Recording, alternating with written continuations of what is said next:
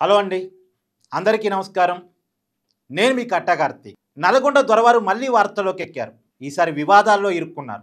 ఆయన్ని దొరవారు అని ఎందుకు అంటున్నాను అనేది గతంలో నేను ఒక వీడియో చేస్తున్నాను. అది కనుక చూస్తే మీకు అర్థమైపోతుంది. ఇప్పటికీ అంటే ఆయనేమో రేవంత్ రెడ్డి గారి క్యాబినెట్లో మంత్రిగా ఉన్నారు కాబట్టి, నల్గొండకి ఎమ్మెల్యేగా ఉన్నారు కాబట్టి, నల్గొండ జిల్లాకి సీనియర్ కాంగ్రెస్ నాయకుడిగా ఉన్నాడు కాబట్టి, ఆయన రాష్ట్రానికి ఆయన నియోజకవర్గానికి ఆయన ద్వారా ఆయన సామంతులు ఆయన మనుషులు ఊళ్ళలో దొరలుగా ఉంటారు. అంతేనా అర్థం? కోమరెడ్డి వెంకరెడ్డి గారు బిహేవియర్ గురించి మనం గతంలో అనేక సార్లు మాట్లాడుకుని ఉన్నాం. ఈ మధ్య కాలంలో కూడా ఒక బీసీ బిడ్డకి డీసీ అధ్యక్షుడు ఇస్తే అది ఇష్టపడక, అది నచ్చక, ఎవరు నువ్వు నా ఇంటికి రావటానికి అని ఆయన్ని కలవటానికి వచ్చినటువంటి కైలాస్ నేతని ఎలా అవమానించారు అనేది మాట్లాడుకున్నాం. ఇప్పుడు సరికొత్త వివాదం ఏంటి అంటే, ఆయన మనుషులు సర్పంచ్ ఎన్నికలు జరుగుతున్నాయి కదా, తిప్పర్తి మండలం ఎల్లమ్మగూడెంలో కోమరెడ్డి వెంకరెడ్డి గారి అనుచరుడైనటువంటి సందీప్ రెడ్డి, అది వాళ్ళది ఆ ఊరు జనరల్ మహిళా స్థానం అట. అంటే జనరల్ మహిళా స్థానం అంటే ఏ కులానికి సంబంధించిన మహిళలైనా ఎన్నికల్లో నిలబడే అవకాశం ఉంటుంది. ఆ సందీప్ రెడ్డి గారు తన కుటుంబ సభ్యులని ఏకగ్రీవంగా సర్పంచ్ చేద్దామని అనుకున్నాడట. అతను అనుకోవటం ఏంటి, ఏకగ్రీవం చెయ్యాలని రాజకీయాలకు అతీతంగా ఆ ఊరి ప్రజలు అనుకోవాలి. కానీ అతను అనుకున్నాడట. అతను అనుకున్నది జరిగిపోవాలని ప్రయత్నం చేశాడు. కానీ బీఆర్ఎస్ పార్టీకి సంబంధించినటువంటి ఒక బీసీ కుటుంబం, ఈ మధ్య బీసీలో చైతన్యం ఎక్కువగా వచ్చింది కదా బీసీ ఉద్యమం వల్ల, బీసీ కుటుంబానికి సంబంధించినటువంటి యాదగిరి వాళ్ళ భార్య చేత నామినేషన్ వేయించడానికి సిద్ధపడ్డాడట. ఇక నామినేషన్ వేపిస్తే ఏకగ్రీవం ఎక్కడ ఉంటుంది? ఎన్నిక జరిగింది. ఎన్నికల్లో ప్రజలు ఎవరికి ఓటేస్తే వాళ్ళే గెలుస్తారు. మరి ఎన్నికంటే మరి ఆ సందీప్ రెడ్డి గారికి ఎందుకు భయం వచ్చిందో తెలియదు. కానీ సందీప్ రెడ్డి గారికి సంబంధించిన మనుషులు ఈ యాదగిరిని కిడ్నాప్ చేశారట. వాళ్ళ భార్య ఆరోపణది. వాళ్ళ భార్య బీఆర్ఎస్ నాయకుడిని కలిసింది. బీఆర్ఎస్ నాయకుల ద్వారా జిల్లా ఎస్పీని కలిసింది. జిల్లా ఎస్పీని ఎప్పుడైతే కలిసిందో, ఎప్పుడైతే రాజకీయాలు దీంట్లోకి ఎంటర్ అయిపోయాయో, వెంటనే ఈ యాదగిరిని తీసుకొచ్చి తిప్పర్తి పోలీస్ స్టేషన్ ముందు వదిలేశారు. అయితే ఇది కిడ్నాప్, బెదిరించారు, భయపెట్టారు. ఆ క్రమంలో సందీప్ రెడ్డి మనుషులు గ్లాసులో టాయిలెట్ పోసి దాన్ని యాదగిరి చేత తాపించారు. ఇది ప్రధానమైన ఆరోపణ. యాదగిరి చేస్తున్నాడు, వాళ్ళ భార్య చేస్తుంది, బీసీ సంఘాలు చేస్తున్నాయి. నిన్న తీర్మానం మాట్లాడాడు, చాలా మంది జర్నలిస్టులు మాట్లాడారు, బీఆర్ఎస్ పార్టీ మాట్లాడుతూ ఉంది. ఇది కొంచెం సెన్సిటివ్ వీడియో కాబట్టి కొంతమంది మాట్లాడిన తర్వాత నేను ప్రజలకు సమాచారం చెప్దామని నిన్న చేయకుండా ఈ వీడియోని ఇవాళ చేస్తున్నాను.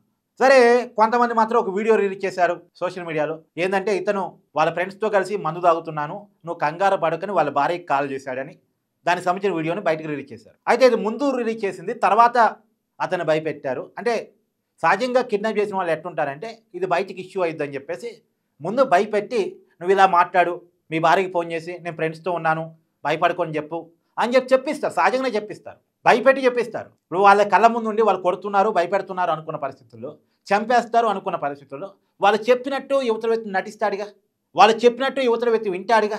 అలా వాళ్ళ భార్యకి కాలు చెప్పి దాన్ని వీడియో తీసి, ఇప్పుడు మామూలుగా అయితే ఎందుకు అనుమానం వస్తుంది, దాని వీడియో తీశారు. ఫ్రెండ్స్తో మందు తాగుతూ వాళ్ళ భార్యకి ఫోన్ చేసి, నేను బాగానే ఉన్నాను, ఫ్రెండ్స్తో ఉన్నాను, నువ్వు కంగారు పడకు అని చెప్తున్న దాన్ని వీడియో తీశారు. వీడియో ఎందుకు తీస్తారు? మామూలుగా వాళ్ళ భార్యతో అతను మాట్లాడి కానీ వీడియో తీశారు అంటే అలా మాట్లాడించారు అని అర్థం కావట్లేదా? వీడియో తీసే అవసరం వచ్చింది. ఒక భార్యతోటి భర్త ఫోన్ చేసి నేను పలానా చోట ఉన్నాను అనే దాన్ని వీడియో తీసుకున్నారు అంటే అది భయపెట్టే చెప్పించారు అనేది ఒక అనుమానం. ఇప్పుడు యాదగిరి ముందుగా ఇప్పుడు మళ్ళా ఉన్నారు, కిడ్నాప్ కాలేదని ముందు చెప్పాడు, తర్వాత ఇప్పుడు కిడ్నాప్ అయ్యాను, కిడ్నాప్ చేశారు, భయపెట్టారు, బెదిరించారని ఇప్పుడు చెప్తున్నాడు అంటారు. మరి ముందు భయపడ్డు ఉంటాడు, టక్కున అలా చెప్పలేని పరిస్థితి క్రియేట్ అయ్యి ఉంటుంది అతనికి. సహజంగా వాళ్ళు ఏం చెప్తున్నారు, ఇప్పుడు మేము మాట్లాడటాన్ని పిలిచాం. ఏం మాట్లాడేది ఏంది అసలు? మాట్లాడేది ఏంది అసలు? వీళ్ళ మానవులు వీళ్ళు పోటీ చేస్తున్నారు, వాళ్ళ మానవులు వాళ్ళు పోటీ చేస్తున్నారు. ఎన్నిక జరిగింది, ప్రజలు ఎవరిని గెలిపిస్తే వాళ్ళు గెలుస్తారు సర్పంచ్గా. మాట్లాడేది ఏంది? మాట్లాడటం అనే పదం ఎక్కడుంది అసలు? మాట్లాడటం అంటే బెదిరించడం కాదా? అంటే మాట్లాడటానికి పిలిచి వాళ్ళ ఇంట్లో కూర్చోబెట్టుకోవడం అంటే ఆ మాట్లాడటం ఏ పద్ధతిలో ఉంటుందో ఎవరికి తెలియంది కాదు. అంటే ఎన్నికల నుంచి విత్డ్రా కామని మాట్లాడటానికి పిలవటం ఏంటి అసలు? అది ఓపెన్గా ఉండాలి, మరి సీక్రెట్గా ఉంటుంది. ఓపెన్గా పబ్లిక్ ఫోరంలో ప్రజలను అందరి ముందు, పెద్ద మనుషులు అందరి ముందు కూర్చోబెట్టి, లేదు మన ఊరిని ఏకగ్రీవం చేద్దాం అనుకుంటున్నాం, ఎట్లాగో పలానా వ్యక్తే గెలవడానికి అవకాశం ఉంది కదా, నువ్వు విత్డ్రా కామని పెద్ద మనుషుల ద్వారా చెప్పించడం వేరు. కిడ్నాప్ రకంగా భార్యకి కూడా ఇబ్బంది పడే, అంటే భార్య ఇబ్బంది పడేరా, కుటుంబ సభ్యులు భయపడేరా, ఎక్కడున్నాడో తెలవకుండా కిడ్నాప్ చేసి తీసుకెళ్ళి మాట్లాడేది ఏంది అసలు? భార్యని భర్తని పెద్ద మనుషుల ముందు కూర్చోబెట్టి మాట్లాడి విత్డ్రా చేయించడం అదొక పద్ధతి. కానీ ఇదెక్కడ పద్ధతి? అంటే దీన్ని కిడ్నాప్ అనరా, దీన్ని బెదిరించడం అనరా? మరి ఇలా అనుమానాలు కలగవా? ఇప్పుడు అతను చెప్పేది నిజమేమో అనుమానం కలుగుతూ ఉంది. ఒక బీసీ బిడ్డని గ్లాసులో టాయిలెట్ పోసి తాపించేంత కర్కశ ఉదయం, అంటే తమకు వ్యతిరేకంగా మీరు ఎదురు తిరిగితే, తమకు వ్యతిరేకంగా నామినేషన్ వేస్తే, తమకు వ్యతిరేకంగా మాట్లాడితే ఇలాంటి పరిస్థితులు ఉంటాయని చెప్పదలుచుకున్నారా? తెలంగాణ సమాజం బానిసత్వానికి వ్యతిరేకంగా పోరాడిన సమాజం. ఎవరి కింద ఎవరు బానిసలు కాదు అని పోరాడి సాధించుకున్నటువంటి స్వతంత్రం. నైజాం నుంచి, దొరల నుంచి, పటేల నుంచి చలుబాంచన దొర అని ఎదురు తిరిగిన గడ్డ ఇది. ఇంకా బడుగు బలహీన వర్గాలని తొక్కేస్తాం, నలిపేస్తాం, బానిసలుగా మార్చేస్తాం అంటే ఏ సమాజానికి దీన్ని తీసుకెళ్తున్నారు? ఏ ఫ్యూడల్ ఆలోచనతో సమాజాన్ని నడిపించదలుచుకున్నారు? రేవంత్ రెడ్డి గారి ప్రభుత్వం సమాధానం చెప్పాలి. ఎందుకంటే ఆయన క్యాబినెట్లో మంత్రిగా వెంకరెడ్డి గారు ఉన్నారు కాబట్టి. ఆయనేమో ఒక బీసీ పెట్టే డీసీ ప్రెసిడెంట్ అయితే వారవలేడు.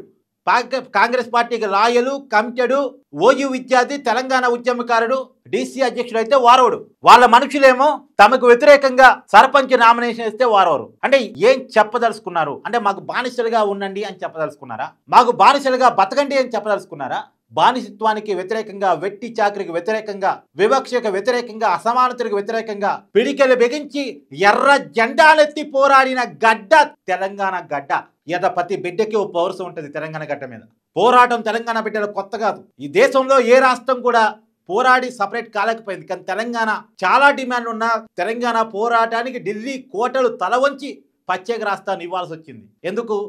తెలంగాణ ప్రజల పోరాటం అలా ఉంటుంది. ప్రజల పోరాటం అంటే తెలంగాణ ప్రజలకి పోరాటం అనేది వాళ్ళ రక్తంతోనే ఉంటుంది. ఇవాళ దాన్ని అణిచే ప్రయత్నం చేస్తే, మళ్ళా దొరపెత్తనాన్ని తీసుకొచ్చే ప్రయత్నం చేస్తే, బానిసత్వాన్ని తీసుకొచ్చే ప్రయత్నం చేస్తే, అణిచివేసే ప్రయత్నం చేస్తే సామాజిక వర్గాలని, బడుగు బలహీన వర్గాలని తిరుగుబాటు వస్తుంది. దొరవారు తిరుగుబాటు వస్తుంది. నీ పదవి ఊడే కాడికి పోయింది. నిజానికి బీఆర్ఎస్ చేతుల్లో నుంచి కాంగ్రెస్ చేతుల్లోకి అధికారం రావటానికి ఉన్న కారణం ఏంటో తెలుసా? ఆయన దొరలా వ్యవహరిస్తున్నాడు, నియంతలా వ్యవహరిస్తున్నాడు అని ప్రజలు భావించటం వల్ల అధికారం చేతులు మారింది. కేసీఆర్ పరిపాలన బాగలేదనో, కేసీఆర్ పథకాలు ఇవ్వట్లేదనో కాదు. కేసీఆర్ దొరలా బిహేవ్ చేస్తున్నాడు, వాళ్ళ కుటుంబం నియంతలా బిహేవ్ చేస్తుంది. ఒకే ఒక్క కారణం చేత అధికారం బీఆర్ఎస్ చేతుల్లో నుంచి కాంగ్రెస్ చేతుల్లోకి మారింది. కాంగ్రెస్ వాళ్ళు అదే చేస్తే కాంగ్రెస్ కుర్చీని లాగేసుకోవడం కూడా ప్రజలకి పెద్ద విషయం ఏమి కాదు. రాక అధికారం వచ్చింది 10 సంవత్సరాల తర్వాత. అది కూడా తెలంగాణ ఇచ్చింది మేమే అని చెప్తే. ఈ అధికారాన్ని మీరు పోగొట్టుకుంటే మళ్ళా కాంగ్రెస్కి అధికారం వస్తో లేదో గ్యారంటీ లేదు. ఇవాళ దేశవ్యాప్తంగా కాంగ్రెస్ పరిస్థితి చూస్తున్నాం కదా. అనవసరంగా ఇలాంటి పనులు మానేసుకోండి, ఇలాంటి వ్యవహారాలు మానేసుకోండి. ఇలాంటి దొరపెత్తనం చేస్తామంటే తెలంగాణ సమాజం ఊరుకోదు. వెంకరెడ్డి గారు మనుషులు, వెంకరెడ్డి గారు లాంటి ఆలోచన ఉన్నటువంటి వ్యక్తులు అందరూ కూడా తెలుసుకోండి. తెలంగాణ చరిత్ర చదువుకోండి.